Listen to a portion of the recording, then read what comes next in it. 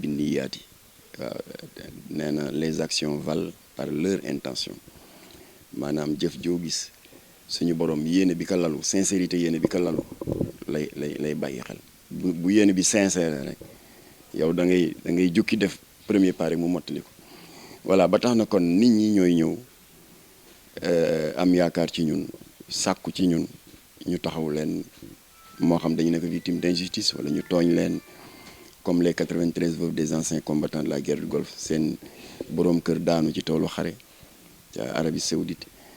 yónni fii xaalis bu takku pour ñu ndàmpaleen mu am ñu wow xol détourné ko ñoom tamit ñëw nañu loolu tamit ñu ngi ci di ko liggéey avec l'État avec le président Macky Sall voilà kon noonu lay demee moo tax contrairement ak mauvaise langue yi naan Jamra daal dafay def de la médiation autoproclamée coow Dubaï bi ñoom ñoo toll fële sa Dubaï man mosuma dem Dubaï aw ma fa xarit aw ma fa mbokk ñoom ñoo toog ba tas seen yaakaar tas ñu am njort ne xëy na Jamra dina leen ci mën a dimbali te yaakaar dafa fort voilà ñoo sàkku ci ñun ñu dox ci daal di ci taxaw jeew yi nga xam ne def nañ ko te ñëpp a gis ko. mën nga dellusiwaat ak ñun rapidement ci coow Dubaï bi nu mu demee ak ni mu aboutir ci l'affaire Serigne Bassirou Niang. waa xam nga coow Dubaï bi dafa tombeek xabaar bu ñaaw ci dégg-dégg mooy dafa am benn mafia buy liggéey avec des féticheurs avec des milliardaires des Émirats arabes yoo xam ne pour sàmm seen alal aar ko ak yokk ko dañuy liggéey ay féticheurs yu leen di sant yu bon yu ñaaw alors ñoom na dañuy soxla ay cobayes ay victimes d'expérience conférence de presse bi ma fi defoon ginnaaw bi ma président Macky Sall recevoir le lundi 9 juin joxe naa ci ay détails yu bari naan seen i laxatif seen i saafara yu bon ñëw yebbi seen i nefere ci sa kaw obligé la nga lekk ko sinon tu ne seras pas payé mu di pour les 30 minutes 40 000 dollars donc ça fait 20 millions de francs CFA am na ñu mu ko jaral ci bëgg lu bon ak bëgg toroxal sa bopp alors moo tax nag si suñu jotaay ak Macky Sall dañ ko ne président nañu def la part des choses ñooñu daal bu leen kenn toppatoo ku bëgg a bon te ngay majeur gis lii sa moroomu doomu aadama ëpp la dignité ngay nangu mu di la def yi matoo sax di bàyyi xel ma ne ko kon ñun suñu préoccupation mooy on a été saisi dans la foulée par 53 victimes yoo xam ne ñoom itam trafiquants de migrants yi dañ leen gëmloo ne boo leen demee Dubaï seen lépp dana baax dëkk bu am prospérité économique pétrole bi jolli na salaire ba gën a tuuti 1 million la et cetera et cetera alors ñoom ba ñu demee ñu bëgg leen def loo yu bon yi seen dignité mayu leen ko ndekete moo leen nar a jural torox tànge ndax ba ñu. ñoom bi ñu demee l'affaire porte à porte ci lañ leen bëggoon def loo. waaw xam nga lañ leen njëkk a gëmloo surtout seen trafiquant bu bon boobule te jàpp nañ ko voilà parce que yàlla ku mën a àtte la ñu di wax sëñ Bassirou Niang moom dafa mel ni les gros trafiquants de cocaïne moom du feeñ dafa am ay rabatteurs yu muy envoyé sur le terrain ñuy uti ay victimes am na ñoo xam ne ñu ngi opérer à Bargny ñi Thiaroye ñi au niveau des villages traditionnels de Ouakam Ngor Yoff et cetera dañu naan waaw Dubaï day wax dëgg yàlla dëkk bu am prospérité la waaye nag ñoom bëgguñu di def des travaux domestiques subalternes moo tax souvent dañuy importer de la main d'œuvre étrangère soxla nañ ay jànq yi liggéey ci kër yi ak ñiy garder bébé yi ñu di leen wax les babysitting soxla nañ ñiy garder mag ñi soxla nañ tamit ay gardiens soxla nañu ay jardiniers et cetera gëmlu leen lu ne xale yi di bindu rek te bii moo triande bii moo gën a garaaw bu Libye bi nga xam ne Jamra am na lu mu ci dox en 2013 et Alioune Badara Cissé moo ko finalisé ba ñu rapatrier leen boobu 800 000 ba 1 million 500 mais bii 4 millions 500 la leen sëñ Bassirou Niang laaj gëmloo leen loo xam ne ay kàcc la dafa ne bon yéen ñi bëgg a ñëw Dubaï bon mën ngeen ñëw directement waaye ñi bëgg a dem Canada da ngeen di def benn escale de transit à Dubaï ngeen doog a dem alors 2 millions 500 xale yaa ngi koy fay fii aéroport si seeni si ay rabatteuru sëñ Bassirou Niang. ñoom ci yoon bu légal bi lañ jaar. waaw yoon bu légal bi bu ñu ñëwee cëpp Dubaï sëñ Bassirou Niang ci lay doog a fël nag jël reliquat bi ba pare nangu seen passeport yóbbu leen nag nee na bon dañ leen di dal ci benn hôtel ngeen neppaliku yëpp fooxal la rek ñoom ñu toog fa 2 jours gis luxe bi lekk yu neex yi fekk dafa leen doon yeetal pour gën leen a jekku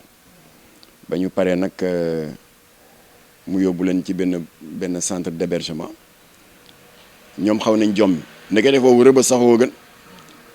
ndax dafa xat victime am yëpp fa la leen dajale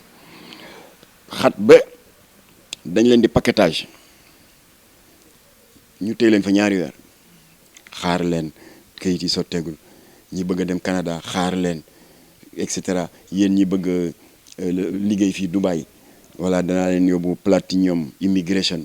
ñu utal leen des petits jobs ngeen am si loo leen jàpp en attendant. ba pression ba bare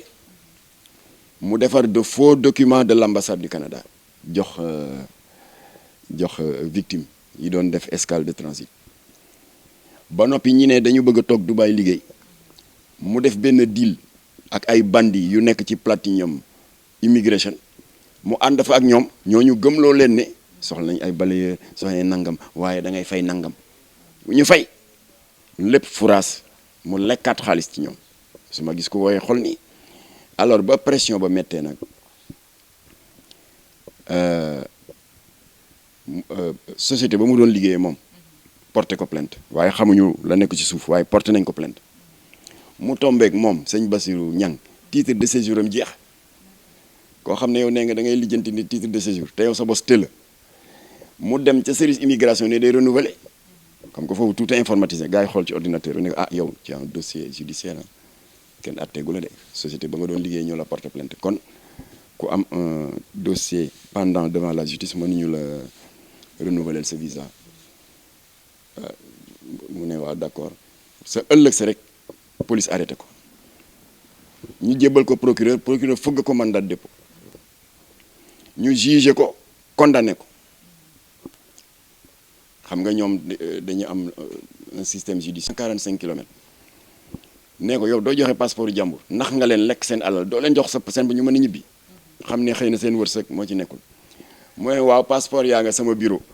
fekk jotoon na am benn as bureau di fa def beneen façon triandé maanaam ni waa Platinum Immigration di def nga xam ne moom la ñuy tuddee le travail intérimaire moom dafa ubbi lu mel noonu ne waaw ko soxla affaire liggéeyu baleel liggéeyu liggéeyu aide jardinier te foofu booy bindu da ngay fay mu lekkaat fa xaalis alors mu ne foofu la ko bàyyi foofu la bàyyi passeport yi ambassadeur bi seet si ay pexeem ñu dem ba foofa agence immobilière bi géré kër googu ne leen sëñ Bassirou Niang kii dàq nañ ko amatu fi dara ñoom nañu daal di jaaxle alors ambassadeur bi nag daal di dawal yërmande daal di ne danaa leen defaral comme li maître Alioune Badara Cissé defaloon les victimes des trafiquants de migrants libyens te Jamra doxoon ko ba yàlla def ci ndam mu ne kon danaa leen defal ay sauf-conduit diplomatique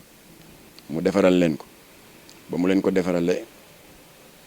ne léegi nañ leen dem service immigration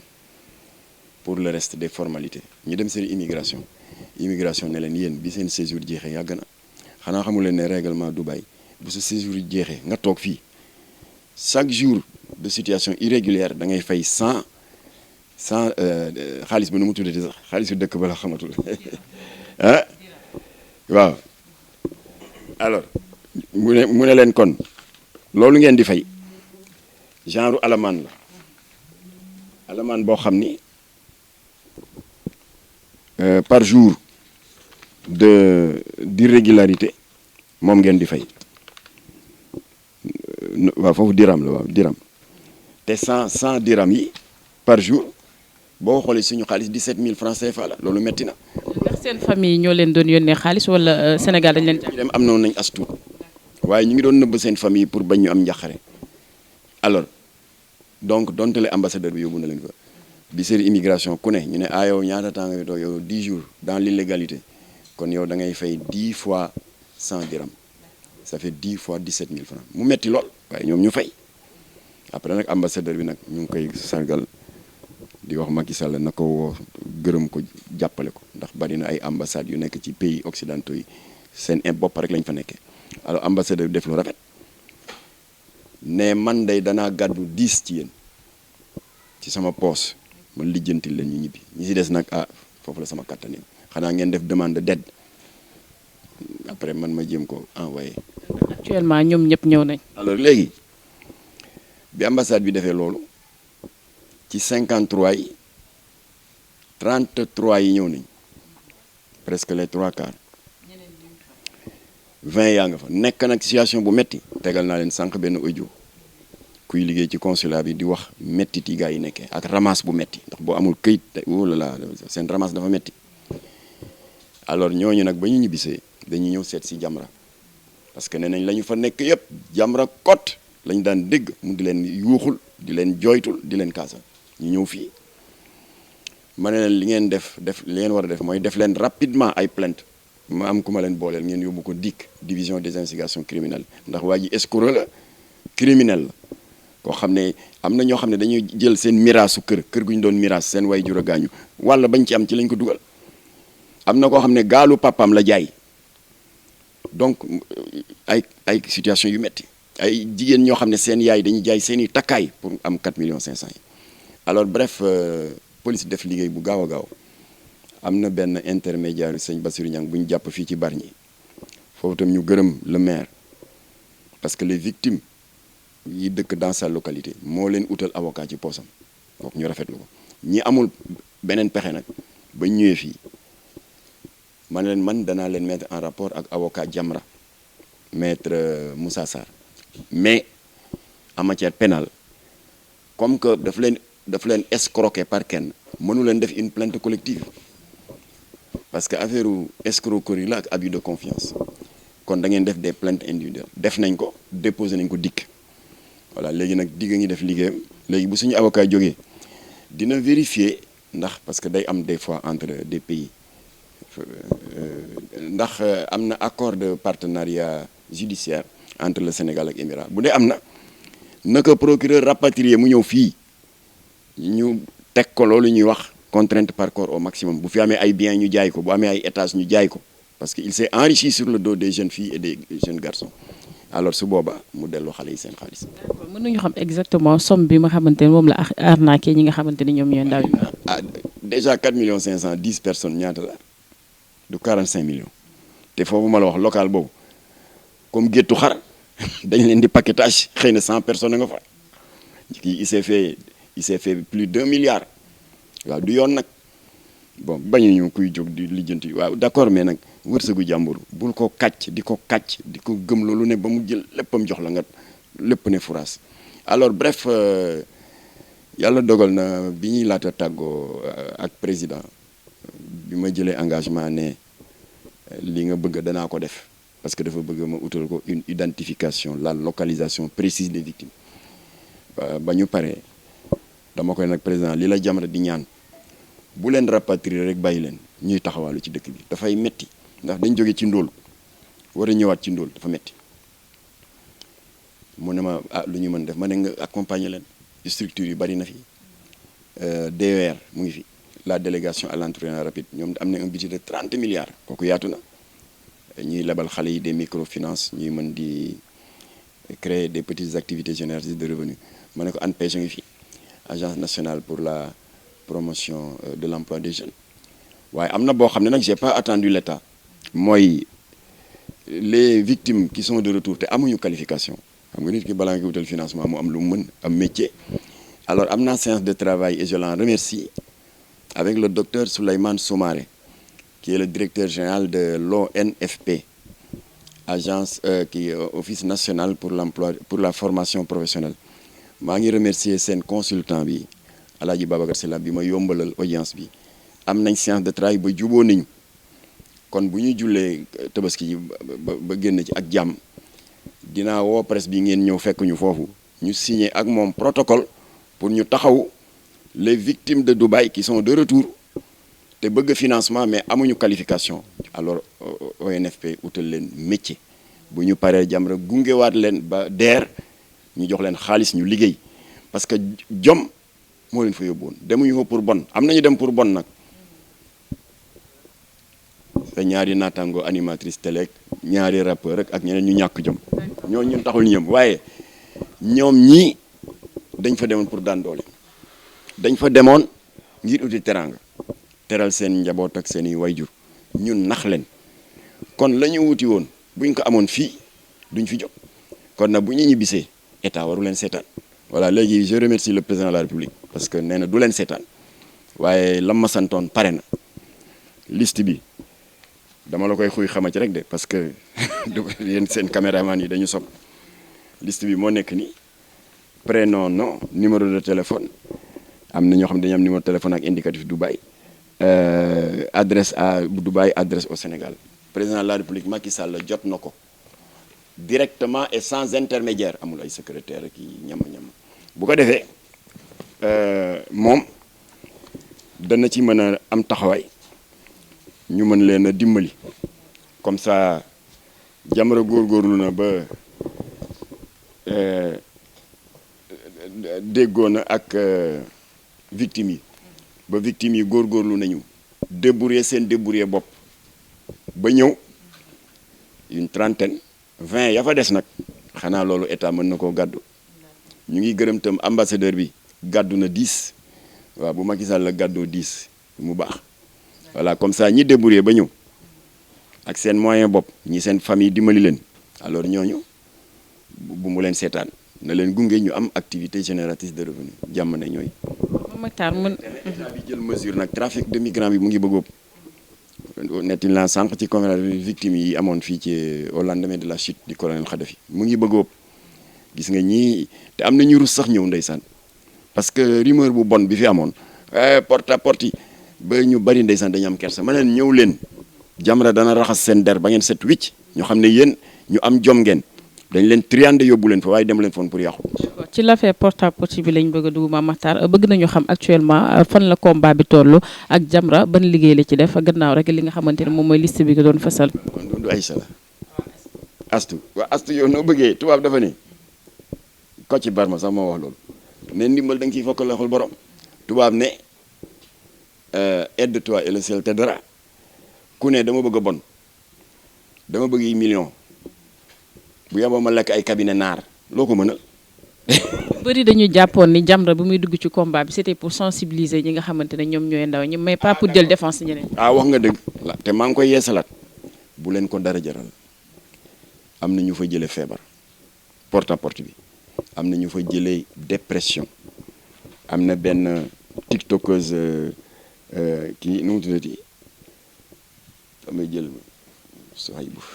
am na tiktokeuse kii defe naa ban nationalité la ougandaise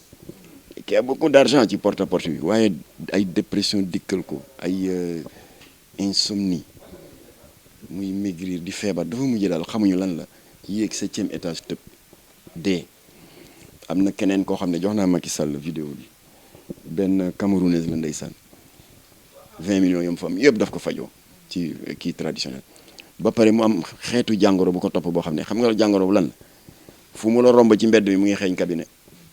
lu ko jar mënuñoo lim yëpp ba mu jeex alors kon nag xale yi astu am tu as raison Jamra ngi ni dànkaafuwaat nit looy am na nga ko am dans la dignité looy ñàkk na nga ko ñàkk dans la dignité balaa maa dee nag ñu ne parmi les filles qui se sont fait des millions il y a des tiktokeuses il y a des influenceuses koy influencer moi je peux comprendre jàmbaaru jigéen bu mel ni astu ngeen tuddee ko influenceuse parce que elle fait des émissions des plateaux ñuy waxtaanee ay problème mu réew mi muy conscientiser xale yi sur des valeurs citoyennes ñii ñooy influenceuse ñoom ñoo mérité loolu waaye koo xam ne day influencer la koo ci gis ci tiktok yi xàppa yëpp a ngi ci biti kooku yow koy doo influence kay musiba meuse nga xaw ma nu ñu ko war a waxee. Mame Mactar tey liste bi nga xamante ne yaa ngi koy wax ci affaire porte à porte bi Sénégal am na influenceur yoo xamante ne ràññee nga leen xam nga leen. am na ñaari animatrice télé bon kenn ki télé la kenn ki rajo am na ñaari rappeur am na kii nu mu tuddati 2 ex-miss Sénégal bu baax sax balaa maa dena ñu romb ak seen oto kii di ngeen def ba am li xam nañ ko de lekk cabinet rek kon ñooñu nous avons dit devant le président bu leen Sénégal toppatoo ñoo bëgg bon ne ñu ittewoo ña nga xam ne ba ñu ñëwee ñu di leen bëgg dugal ci musiba yooyu ñu bañ toroxtaange fekk leen ci ñooñu ñoo mat a dimbali voilà ñooñu nag la ñu sensibiliser Macky Sall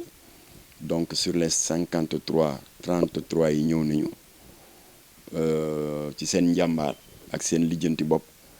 et les 20 ambassadeurs bi gàddu na ci 10 mu des 10 voilà ñu ngi ñaan président Macky Sall mu dawal yërmande ndax sonn nañu xam nga tegal naa ni sànq benn audio nga paramas bi bari na lekk gi jafe na léeg-léeg ñi jege Kër Sëñ Touba complexe culturel ba fa lañ dem di fa lekk mais ñoo sori mënuñu ko dañuy dem ci marché yi di yore ay pousse-pousse di foraatu ñii ñu ngi fanaan ci ay couloirs université ñii ñu ngi nu mu tuddati fanaan ci ay gaar wóorul ramasse ba metti sonn nañu du ñu lekk ba suur voilà loolu daal incha allah comme que président Macky Sall jot na liste bi voilà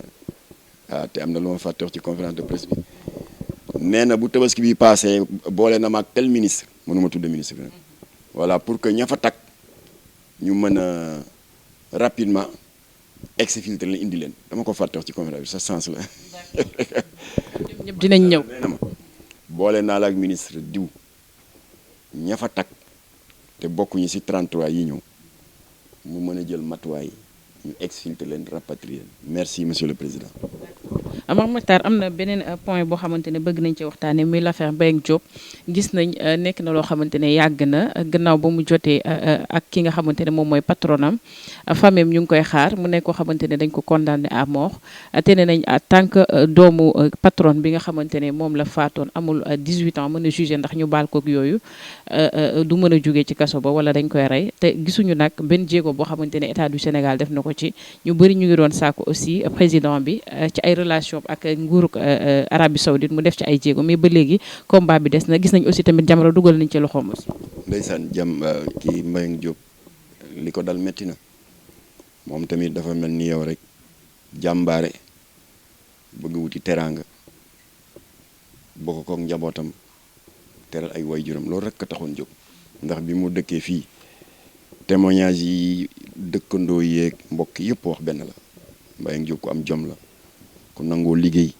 ku nangoo tuur ñaqam noonu daal la demee am benn emploi domestique xaw ma cuisinière la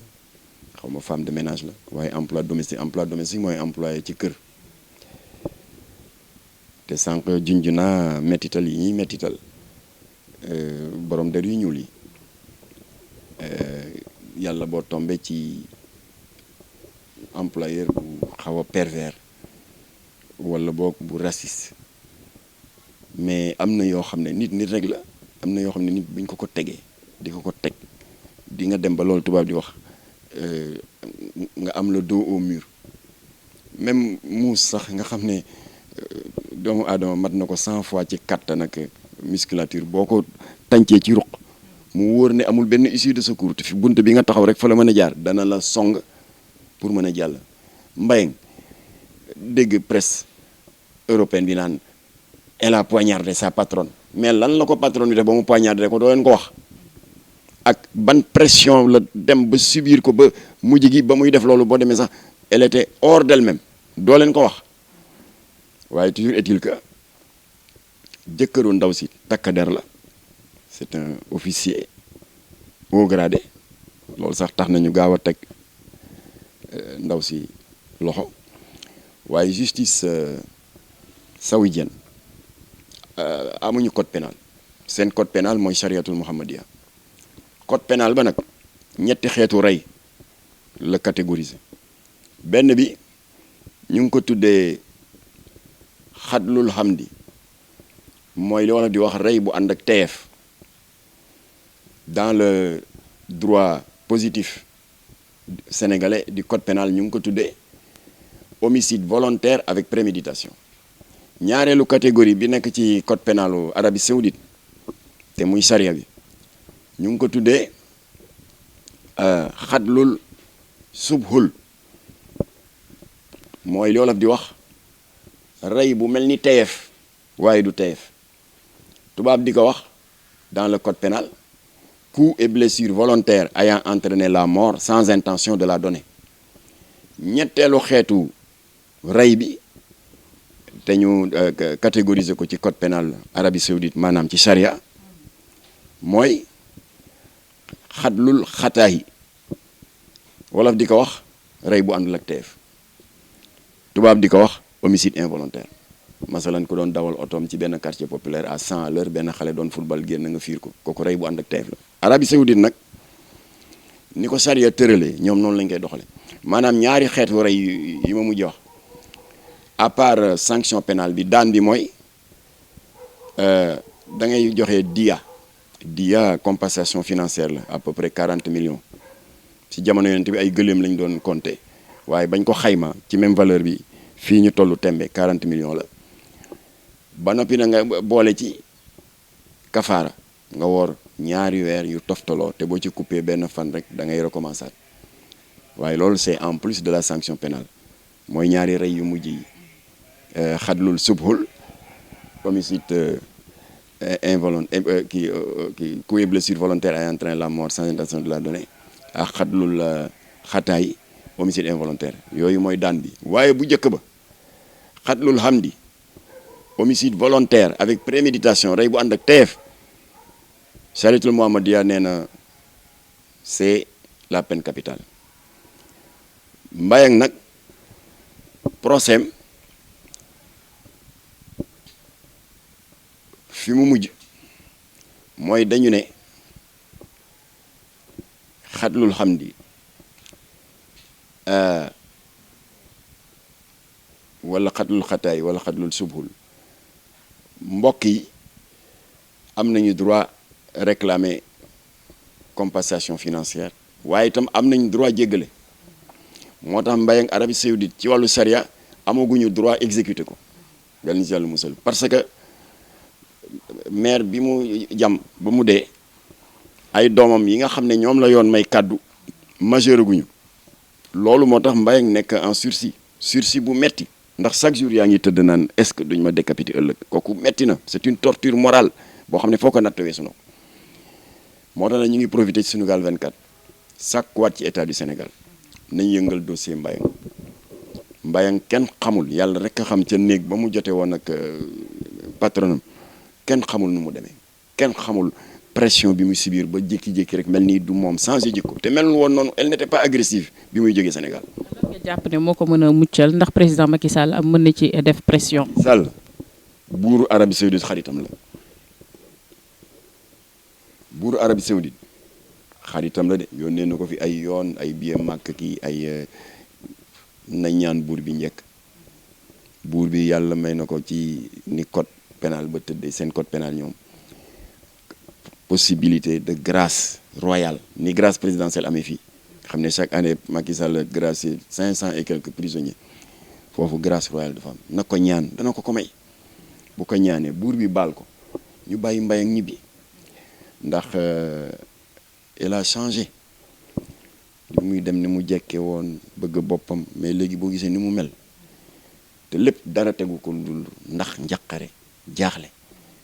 kon Jamra ak Sunugal 24 ñu ngi yëngalaat dossier bi di ñaan autorité nañuy yëngal dossier Mbayang di ñaan Macky Sall na ñaan njëkk buru mag bu ko ñaanee mu may ko rawatina ndaw si soxorul bonul elle n'est pas criminelle accident moo am tey accident bi circonstances yi kenn xamul nu mu demee moom victime bi ak yàlla rek ko xam kon nañ dawal yërmande d'accord li nga xamante ne moom mooy mbirum borom ñaari tur Sénégal ku nekk xam na ni Jamra mu ngi ci def liggéey bu am solo cas récent bi nga xamante ne moom moo mujj di l'affaire Serigne Assane Seck bu Xelkom Serigne Assane Mbacké bu Xelkom ndax Jamra am na lu mu mën a wax ci dossier boobu ndax dañuy gis ñi nga xamante ne ñoom ñooy sëtu Serigne yeeg ñi sant Mbacké ak ñeneen ak ñeneen ak ñeneen ñu leen di tudd ci coowul góor jigéen. Sénégal wërngal ngëpp la sur les 125 organisations socio-religieuses Jamra cote moo def déclaration pour exiger que la justice aille jusqu'au bout parce que am na ñoo xam ne ils sont censés bon donner le bon exemple ñi war a joxe bon exemple bu ñuy joxe mauvais exemple fu dëkk bi jëm. ma daal di gis ay ñu ne ay mbokkam lañ jóg def benn vidéo intoxiqué tout le monde waaw ñu ngi gërëm procureur waaw affaire bi day moom daal ndekete coow li yëpp daal ndekete affaire bi du dara dañ ko ne daal yaa fi dajale ay xale di leen jàngal est-ce que am nga ci ndigal du dara léegi daal mbir mi mu nga jëm flagrant délit waaw kon nag bu fekkoon yi ñu koy jiiñ loolu la kon day dem instruction pour dem chambre criminelle ñëpp a gëm ko waaw am benn waay bu dal sama ko waaw Matar léegi xanaa famille mu waxee lii ëllëg da nga defaat publication tuub ma ne ko baax na gisagoo dara procureur joxe rendez-vous le 21 daal di demander une requalification des faits effectivement procureur ne kii ngeen naroon yóbbu flagrant délit du place am waaw kii yu garaaw yi ñu koy tuumal chambre criminelle la jëm voilà moo tax nag nañu bàyyi justice def liggéeyam parce que moom la Jamra waxoon en 2009 benn sëriñu daara fii ci daaru c'est dans le Saloum c'est dans le Bawol tëddee juróom-benni tuut tànk rek Jamra woo Xaasim Touré ne que yow avocat beaucoup de kilifa murit nga Jamra day porter plainte dañu nangu sëriñu daara oustaz bu utiliser mantoom pour def ñaawteef ya nga xam ne moom la l'islam gën a rëbb duñ ko nangu ñu taal oto rek dem Touba c'était sëriñ Mouhamadou Lamine Bara ne ko dañu bëgg a porter plainte waaye waa ji dañu ne sa njaboot la bokk avant imam Massamba di eggal wax mu ne ko Massamba bul sonn sa bopp te bi sëñ Bara di wax loolu benn assistant bu ñuy wax Serigne Mbaye Diouf mu nga toog mu ne ko Massamba yéen waa Jamra bu leen sonal seen bopp man Serigne Mouhamadou Lamine Bara maa jëkk a exiger que nañu bay justice topp affaire bi justice topp na ko jàpp nañ ko mu nga ca kaso ba Jamra était aussi seul au Sénégal laa wax toj-toj bi amoon fii en 2020 ci Wakaam benn oustaz yu dénk la ay tout tànk une dizaine nga yàq leen ñoom ñëpp te nee nga oustaz nga foo toog di waaraate xaala laahu yàlla ne na xaala rasul ñooñu la yàlla gën a jéppi ba daf leen rëbb ci suratul munafiqun muy la sourate consacrée aux hypocrites xale yi ak seen parents porte plainte sa ëllëg sama dégg ñu ne am na ñuy def pression ci xale yi pour ñu retirer seen plainte xale yi mu am ci ñaar ñu woo Jamra ñun day ji li mu ñu def ñaaw na léegi am na ñuy taxaw naan nañuy retirer seen plainte mën a retirer leen waaye boo leen retirer Jamra plainte loolu moom may xale yi fit ñu bàyyi seen plainte ak plainte Jamra ñu jàpp waa ji nëbb ko jant bi 2010 ba léegi mu ngi instruction ndax atteguñ ko loolu mooy yoon parce que l'islam du question xeex sàngara seeg LGBT yeeg baax na waaye ñii mbubboo diine ji pour di def yu bon yi yàlla gën a rëbb ñooñu la justice war a gën a sévère pour ñoom voilà maa ngi ciy profité nag interpellé waat sama kal di oustaz Adama Seck di le vice-président de la fédération nationale des associations des écoles coraniques Jamra interpellé woon na ko nee nañ ko yéen association école coranique am ngeen ci responsabilité Jamra ngi leen yeesalaat sa revendication na ngeen exiger ku fi bëggati ubbi école ay parents d'élèves yu seen xel dal ak rafet njort war la dénk seen njaboot yéen association bi na ngeen gëstu affaire am ndax ku set la ndax c'est pas un pédophile ndax du mës a ku mës a tëddee xale ndax du ku mës a am dossier judiciaire bu ñu gisee ne yëpp leer na état bi doo ko jox autorisation parce que boo leen ko deful usurpateurs yi am na ñoo xam ne ils ne sont que des oustas que de nom dañuy dugg ci corporation bi di mbubboo ni oustaz lañ tudd ñu oustaz kon yéen da ngeen war a protéger seen profession waxoon naa ko dàmbooj les enseignants qui violent qui engrossent ma ne ko ñu ngi yàq deru yeneen enseignants yi parce que corporation boo dem y a des brebis galeuses saako soble boo gis am na soble yu bon waaye boo ko teelu la génne dana yàq saako bi yëpp ma ne ko ñun ONG yi am na des brebis galeuses chez les magistrats il y a des brebis galeuses enseignants yi il y a des brebis galeuses oustaz yi sëriñu daara yi il y a des brebis galeuses ku ci nekk ci ñun fa nga ne yaa war def preuve de fermeté boo ku ñu gis nga nekk ci biir di mbubboo dégg nga manto kuréel bi di def naka su dul noonu ñu seppi la sànni ca biti kon nag amul doomu diw nangam la sant ak amul dara na justice topp dossier bi ba mu sës lu ci yoon àtte rek na ko ñëpp a nangu incha allah. ban suivi psychologique la ñu mën a def xale yi ndaxte gis nañ borom ñaar tur yu bëri dañuy dem ba màgg dañ leen violé woon seen ndaw moo tax ñu màgg di ko def ko ci wax daf la naan sama tonton moo ma violé woon wala sama dëkkandoo wala sama sëriñu daara. waaw suivi psychologique dafa baax tubaab yi foofu la ñu rawee ñoom bu ay yu mel ni amee traumatisme bi xale bi subir physiquement psychologiquement duñ ko bàyyi muy law parce que mën na dem ba conditionner ëllëg sa comportement. Parce que maa ngi gis benn procès je pense que c'était au Japon une jeune femme bu jàpp petite sœur ma booram ay 5 ans doon ko torturer à mort waaye ci rapportu procès bi ñu defee bi ñu publier le procès verbal d'audition alors on a découvert ndekete moom ba mu nekkee xale sa tante xaw ma en tout cas dafa teel a ñàkk yaayam ka mu nekkaloon mari d'Italie yu mel noonu la ko doon defe waaye dañ ko sàggane mooy li nga wax rek y a pas eu de suivi psychologique mu màggaale ko inconsciemment mu bëgg ko fayu contre d'autres victimes innocentes kon li nga wax dafa am solo suivi psychologique sénégalais nag dañu xaw a sàggane loolu et on revient sur Dubaï fàtte naa wax ne yow da nga am sens sax yu ci bari si yow la tombé j'ai demandé au président Macky Sall victimes yi nañ leen utal suivi psychologique ñi ko sàkku parce que am na ñu fa dund lu metti voilà pour que ñu mën a surmonter ce traumatisme là mën a reprendre activité dans la vie normale. ñu terminer rek ak li nga xamante ne moom mooy violence yu ñuy nemme ko actuellement jigéen ñoo xamante ne dañuy sekk ak góor ñu wan lor ñu faat leen wala ay jigéen yoo xamante ne dañ leen fekk seen bërëb liggéeykaay ñu faat leen bi ci mujj di bi nga xamante ne moo am barki démb bu Touba ban jàngat nga ci am ak actuellement li nga xamante ne moom mooy phénomène boobu. xam nga léeg-léeg ñun bëgg lu yomb rek dañuy tooñ sax agresseurs yi waaye yooyu nga tudd noonu maa ngi koy tàmbale ci août 2019 soxna si jàmbaar ibaadu bu am diine soxna Binta Camara ñu ngi koy yeesalaat suñu njaal ci njabootam ka ko rey du agresseur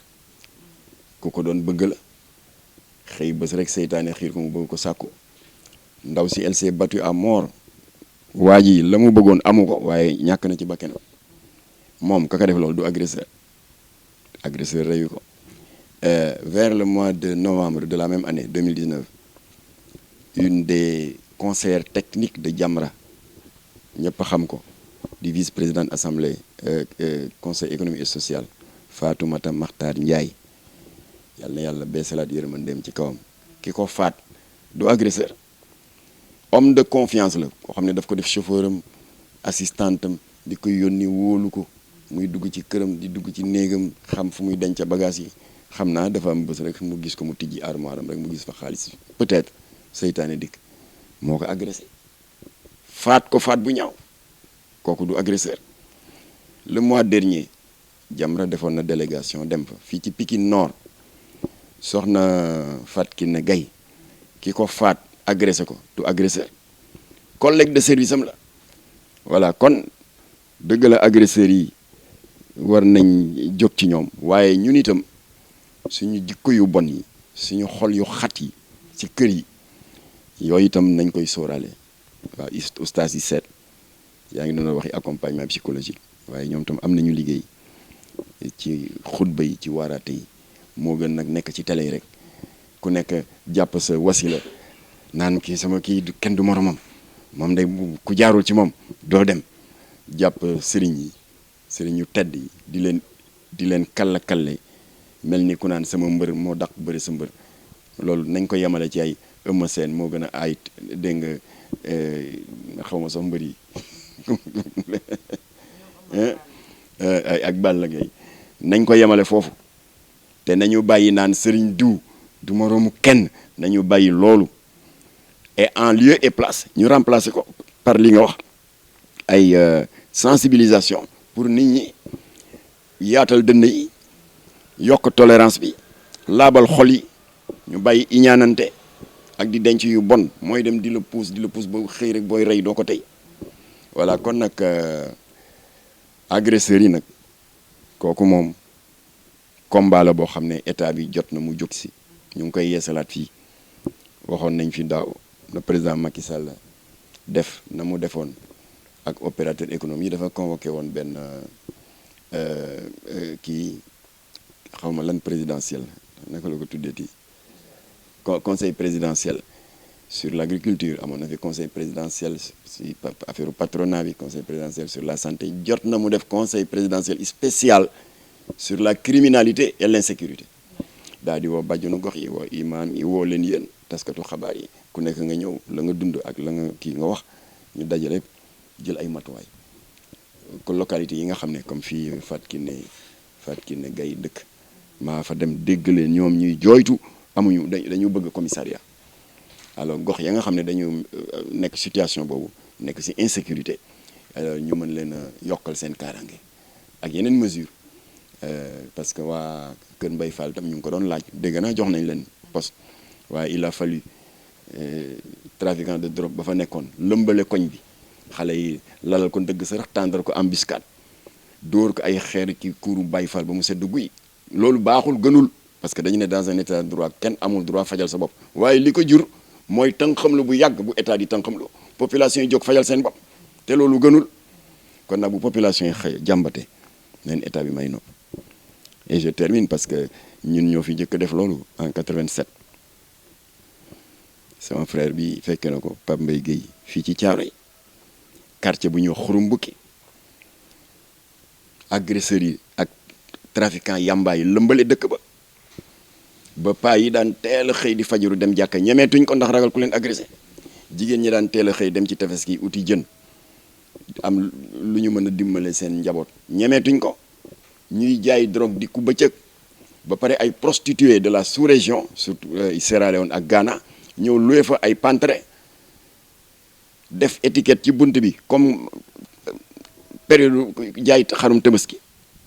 naan week-end temps pour passer la nuit temps c'était tarifé ba pare nga gis ay ruq jaaykatu ndamzaan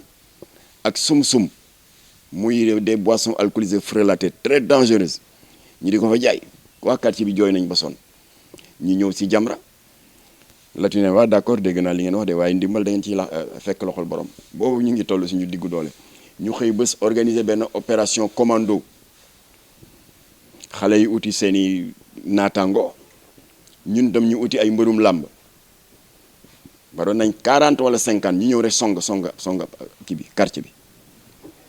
bi boobu mu nga tudde Xurum Bukki foo déggee Xurum Bukki rek da nga daan tiit sax ndax ñaawteef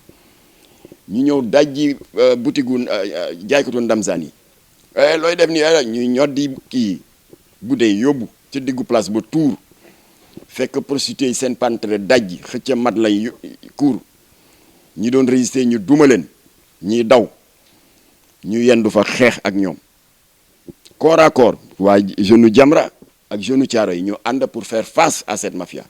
ba ngoon nga ñu gañe leen ñoom ñëpp dajale bagage yëpp ci diggu place ba sotti ci essence taal ko ba ñu pare nag fekk tisbaar jot limaan bi jiite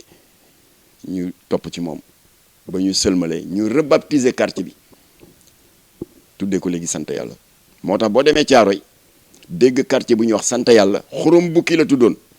Jamra ak jeune quartier bi ñoo ko raxas ba mu set tuddee ko sant yàlla alors loolu yëpp li nga waral tànqamlu moo tax ba ñu commencé di dajji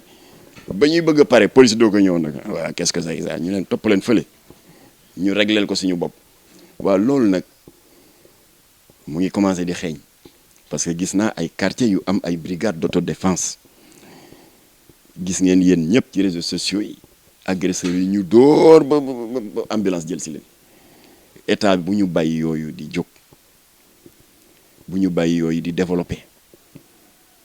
ak góor jigéen yi tooñ tamit di dugg ci jàkk yi di njaaloo bu ñu bàyyi yooyu développer parce que dafay pousser te Sénégalais il est pacifique dafay soxorloo Sénégalais yi te mën na jur la amoon Thiaroye parce que ñun waa Jamra nit ñi pacifié xam nga bu ñu demee bay uti ay mbërum làmb ak i kuuru Baye Fall di xeex ak caga yi ak góor jigéen yi ak trafiquant yambaay boobu sës nañu voilà loolu nag li koy faj daal moom la Jamra di tëjee mooy état bi na may nopp population yi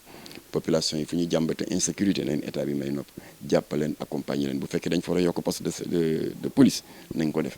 bu fekkee dañ ko war a dégg nga dajji ay locaux yoo xam ne ay narcotrafiquants fa ne nañ ko def waaye itam population yi nañuy collaborer avec la police collaborer ak police du gàcca ngay faral di gis bu timis passé benn waay bu taxaw ci bopp koñ ba waxtu gee sol ay lunettes yi ñuul kooku lu waaye di lunettes yi ñuul guddi nga xam ne c'est suspect maa ngi leen di jox numéro kii yooyu numéro yooyu ni ñu koy tuddee numéro vert kenn du fay waxtaan naa ci ak Antoine Diome nee na ma y a pas de fay boo amul crédit da ngay fay jëlal sa téléphone nga composé 1 2 3 jeex na am na benn standard d'appel bu koy jot alors ça dépend li ngay signaler ndax xeex la ay mandikat lañu wala ay nangam dana ko répercuter gendarmerie wala police 1 2 3 na ngeen ko tàmm loo leen gis ci seen quartier lu leen jaaxal 1 2 3 rek voilà kon nag Sunugal 24 di leen gërëm di leen sant di ñaan yàlla mu barkeel seen liggéey dëgëral seen taxawaay tabaski ji ñu jëm yàlla na yàlla may waa Sunugal 24 yëpp xar waaye na jëkk may waa Jamra parce que ñun amaguñu xar ñu dugg ci tabaski ji ak jàmm yàlla bindal ñu ci ay yiw ak tiyaaba yu bare bari yàlla na yàlla dàqal Sénégal seytaane yàlla na yàlla ñoddi fanu suñu ay kilifa diine te tafsal ci wér yàlla na yàlla def jàmm ci réew mi te laqal ñu Sénégal fu yàq yeggul wa salaamu aleykum wa rahmatullah